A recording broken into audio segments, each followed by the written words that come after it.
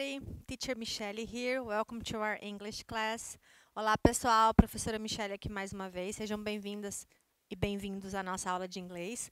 Nosso conteúdo de hoje são prepositions, noun phrases and discourse markers. Tudo isso.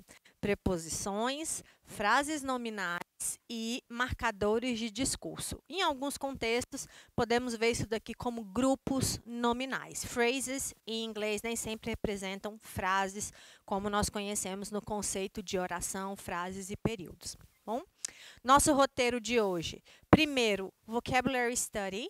Tá? Então, o nosso foco hoje é estudo de vocabulário. Nós já vamos falar um pouquinho qual é a importância de vocabulário para vocês, terceirão. Prepositions, preposições, noun phrases, que são esses grupos nominais. Discourse markers, marcadores de discurso. E aí nós vamos ver alguns contextos de que forma esses conteúdos, esse vocabulário se aplica em situações textuais. Bom? Let's go. Vamos lá. Nesse caso, uma definição que eu trouxe para vocês sobre vocabulary study. Quando a gente fala estudo de vocabulário, é a tentativa de mostrar para vocês uma forma de adquirir conhecimento de palavras, né? O que é um vocabulário? Aqui tem uma definição para vocês. Vocabulary is the words in a language or a special set of words a person knows and learns. Então, quando a gente fala vocabulário, essa ideia de vocabulário, são as palavras que compõem uma língua ou um conjunto de palavras que compõem, que dão essa ideia do que a pessoa sabe ou do que ela aprende. Para vocês, terceirão, que futuramente vão fazer prova de Enem, de vestibular, de outros processos seletivos, o que vai fazer diferença para vocês é justamente a quantidade de palavras que você domina. Quanto mais palavras você sabe, quanto mais palavras você conhece da língua inglesa, mais fácil vai ser para você ler o texto. Imagina se você está lendo um texto em língua estrangeira e você já conhece a maioria das palavras. É lógico que vai ser mais fácil para você interpretar. Tá? Então, a nossa ideia é apresentar para vocês essa informação de construção de vocabulário, de aquisição de conhecimento de palavras novas. Hoje, o nosso foco vai ser preposições, grupos nominais e marcadores de discurso. O vocabulário, ele representa um dos aspectos mais importantes para melhorar a habilidade comunicativa. Mesmo raciocínio. Se você conhece muitas palavras, você fala melhor, você escreve melhor, você entende com mais facilidade o que outras pessoas falam. Então, isso contribui para o seu processo comunicativo. A robust vocabulary, quer dizer, um vocabulário robusto, um vocabulário que você tem um grande conhecimento de palavras, vai te ajudar durante, assim como a escrita, a audição e a fala. Você vai ouvir uma música em inglês, se você conhece a tradução dessas palavras, se você sabe o que aquele vocabulário significa, aquela palavra significa, você entende melhor o que é o contexto da música, o que aquela música está falando.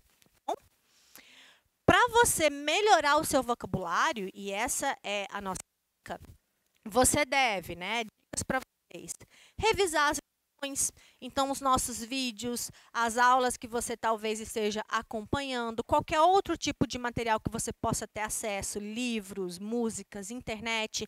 Então, ter contato com o idioma.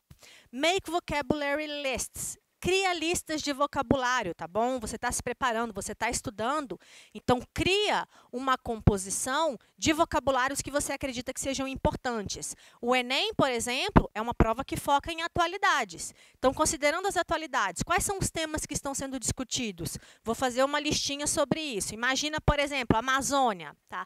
Quais são palavras relacionadas à Amazônia? Como é que é queimada em inglês? Como é que é desmatamento? Então, faz uma listinha de palavras-chave que possam ser úteis para você. Read, leia. E isso vale para qualquer idioma. Vale para o português e vale para o inglês. Quanto mais leitura você tem de história, de música, de notícias, de qualquer material, mais conhecimento você vai ter daquela língua. Play word games. Vai jogar. Você gosta de jogar, jogue.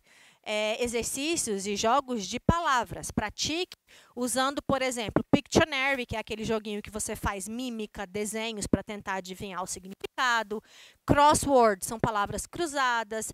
Category game é o adedonha ou o stop, tá? São jogos e brincadeiras que você pode fazer, que você encontra online, mas você pode fazer manual também. Create mind maps and study diagrams. Crie mapas mentais, diagramas, qualquer recurso que você utiliza para sintetizar informações, para organizar as suas ideias. Isso também ajuda, é um exercício de prática. Se familiarize com expressões. Expressões é um aspecto bem particular, porque o que são as expressões idiomáticas? São palavras que você visualiza, que elas têm um significado, mas não é o significado literal. Quer dizer, não é aquele significado específico que você espera a partir de uma tradução. Tá? A grande questão de vocabulário, pessoal, isso que nós vamos ver agora, preposições, frases ou grupos nominais e marcadores de discurso, é que não tem regra. Não tem um macete que eu posso passar para vocês para você decorar essas utilizações. Tá? Então, é um tipo de conteúdo, conhecimento de palavras, que você tem que ter contato. Tá? Você tem que usar para você adquirir. As preposições são aquelas palavrinhas ou grupos de palavras que estabelecem relação entre a sentença. São aquelas palavras pequenininhas que normalmente a gente utiliza para conectar, para ligar, para estabelecer coesão entre elementos de uma frase. As preposições demonstram, elas dão ideia de direção, de tempo, de lugar, noção espacial, relacionamento entre pessoas, serve para introduzir, apresentar um objeto, por exemplo. Então, são as preposições que vão te dar ideias de espaço, tempo, movimento e assim por diante. As preposições são idiomáticas. O que quer dizer idiomáticas? Que o significado delas vai variar de acordo com o contexto. Então, nem sempre o significado daquela palavra vai ser o mesmo. Você vai ter que adequar considerando o contexto que ela está inserida. Na maioria dos casos, as preposições precedem, elas vêm antes de um nome ou de um pronome. Tá? A colocação delas, nesse sentido, elas são posicionadas anteriormente. Aqui eu trago para vocês algumas das preposições mais utilizadas. Preposições de lugar ou de localização, preposições de tempo e preposições de movimento. In, on, at. Agora, tá em lugar e tá em tempo. Porque in, on e at são exemplos que eu coloquei para vocês, daquelas palavras que, dependendo do contexto, ela vai ter um significado. Quando a gente fala de lugar, in significa dentro, on significa sobre, at significa no ou na, quando eu uso junto com um artigo, tá? Definido. Tempo, in, on e at significa em, ou então o na e o no, bom? Above and over, sobre, dando ideia de em cima. Below e under, baixo ou embaixo, sob. Tá? Behind, atrás. Beside, ao lado. In ou inside, dentro, como já foi mencionado aqui em cima. Between and among, entre. Aí tem uma diferença entre os dois. Between é entre dois. Tá? E o among é entre vários. Tá? Eu estou entre meu pai e a minha mãe. I'm between my father and my mother. Tá? Então, tem duas pessoas e eu estou entre eles. O among é entre vários. I'm among all the teachers. Então, eu sou uma entre vários outros professores. Tá? Ou dentre vários outros. Noção de tempo das preposições. Em, como já foi falado. After, depois. Before, antes. During, durante. From, de. Until, até. Since, desde.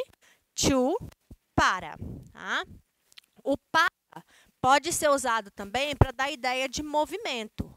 I go to the beach. Eu estou indo para a praia. Então, é um exemplo que eu posso usar o to para dar ideia de movimento.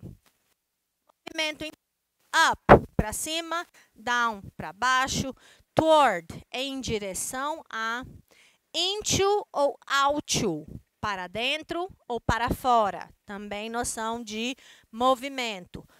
On, de, para para indicar a origem. Então, por exemplo, from here to there. Saio daqui para lá. É de onde eu estou saindo e para onde eu quero ir.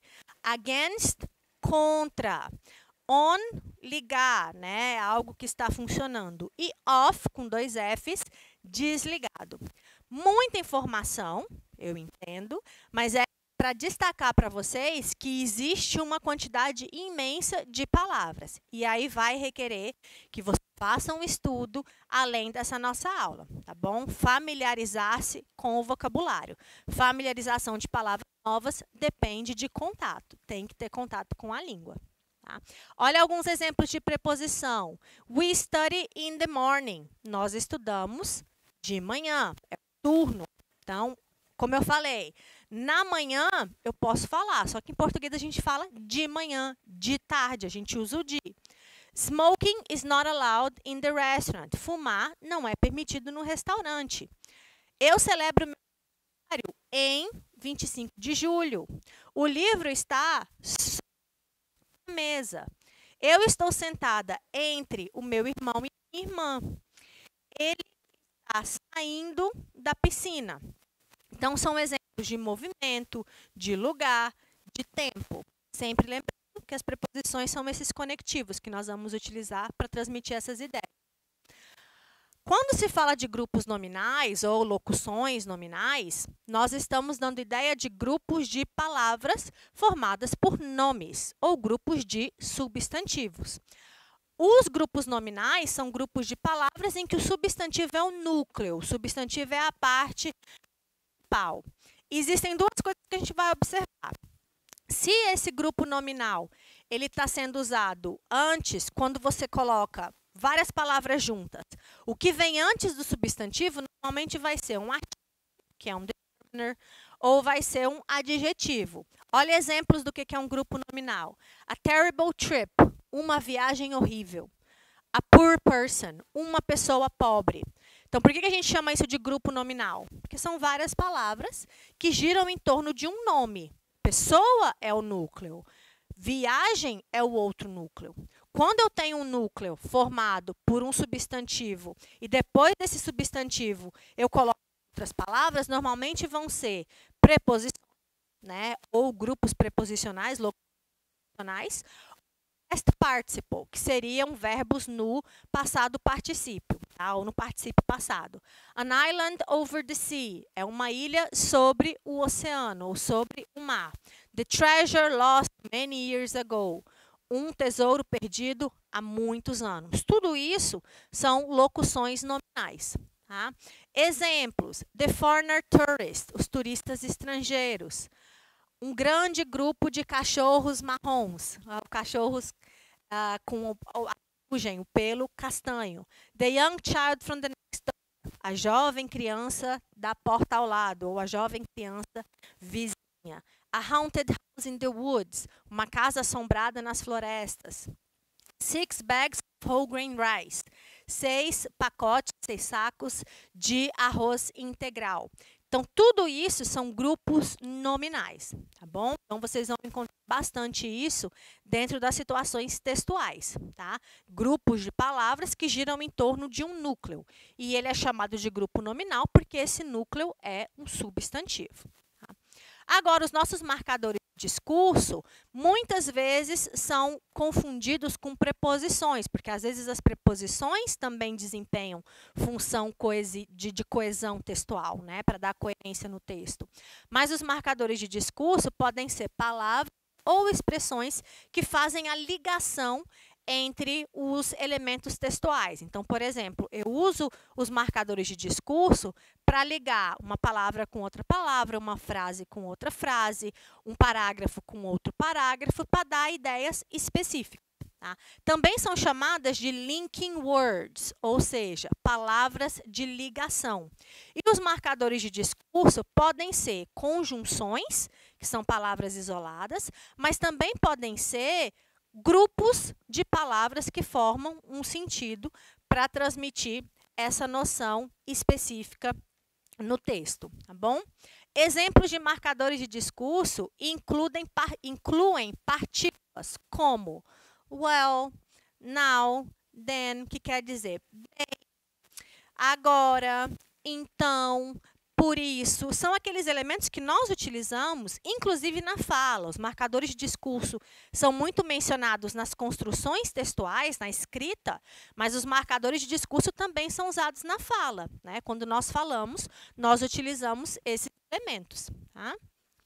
Os marcadores de discurso, eles sempre expressam noções específicas. Eles dão alguns diferentes relacionamentos entre as ideias, né? Eu uso o marcador de discurso para ligar partes do texto. Quando eu ligo, eu transmito algumas ideias específicas. Por exemplo, ideia de adição, ideia de contraste, ideia de comparação, ideia de causa e efeito. É igual às conjunções. Quando nós estudamos conjunções em língua portuguesa, a gente aprende que as conjunções elas desempenham algumas ideias. Conjunções aditivas, adversativas, comparativas e assim por diante. Os marcadores de discurso se aplicam da mesma forma, bom? Então, eu vou ter adição e também, assim como, além disso, são expressões que eu coloco para dar ideia de adição, tá? De contraste, mas, contudo, ao invés de. Contradição é sempre para criar uma ideia oposta àquilo que foi mencionado. Comparação, como, da mesma forma, igualmente. Então, são elementos que eu coloco para transmitir essas ideias. Porque é o because junto. O because é o porque junto. Therefore it does é o portanto para dar essa ideia de causa e efeito. Também tem o para sequência, quando você vai, por exemplo, enumerar os parágrafos. Primeiramente, na sequência, finalmente. Então, você tem para dar a ordem dos seus argumentos, por exemplo, em construção textual. Para ilustrar, por exemplo, tal como, no caso de. Para qualificar, né? Para dar essa qualidade. Apesar de, além disso. No caso da conclusão, em suma, finalmente, ênfases, para enfatizar alguma coisa, especialmente, acima de tudo. Então, pessoal, todas essas palavras que eu mostrei para vocês, o foco é vocabulário. Por isso que foi uma quantidade bem grande de palavras, tá? Para mostrar para vocês que essas palavras existem e para direcionar vocês para fazer um estudo além da nossa aula, da aula que vocês estão acompanhando. Vamos ver alguns exemplos dos marcadores de discurso em contexto. I play the piano and I sing in the choir. Então, eu tenho uma ideia aditiva. Eu toco piano e, além de tocar piano, também canto no coral. Então, são duas ações. Tá? You can have a sandwich or a cake. Você pode comer ou um sanduíche ou bolo. É a ideia alternativa. He had no choice but to accept the offer. Ele não teve escolha, a não ser, a menos de, aceitar a oferta. Ideia adversativa. Eles não saíram porque eles estavam muito ocupados. É motivo, a justificativa. Nós acordamos tarde, por isso nós perdemos o ônibus. É a consequência. Então, cada um desses marcadores, ele transmite uma ideia específica. Assim como eu estava dizendo, antes de eu ser interrompido, eu gostaria de ir para o cinema. Bem, não é isso que eu gostaria de ouvir. Então, esse bem é justamente para indicar uma ideia, uma conclusão de um pensamento, né? Estudar economia é difícil, você sabe. Esse know, de novo, é para dar a ênfase. Eu perdi o meu trabalho e, além de tudo isso, eu fui multado por alta velocidade ou por acelerar. To be honest, para ser honesto, eu não acho que a sua oferta seja suficiente. Bom, e aí esses contextos, pessoal, eles levam para os exercícios. Que tipo de exercício você vai encontrar? Sempre para pedir para você analisar uma situação textual, o que aquele marcador representa. Como que você faz isso? Pelo contexto ou pela identificação do marcador. If significa then significa por isso. Então, nesse caso, o se vai me indicar a condição. Sempre que eu uso se, é uma condição que eu estou colocando. E o then dá essa ideia de conclusão. por isso, então, e aí eu tenho uma possibilidade de resposta, tá bom? Então, sempre esse é o tipo de questão que vocês vão encontrar. Analisar em situações de comunicação que tipo de ideia aquela conjunção ou aquele marcador representa. Bom? Se cuidem, fiquem bem, a gente encerra por aqui. Bye, bye!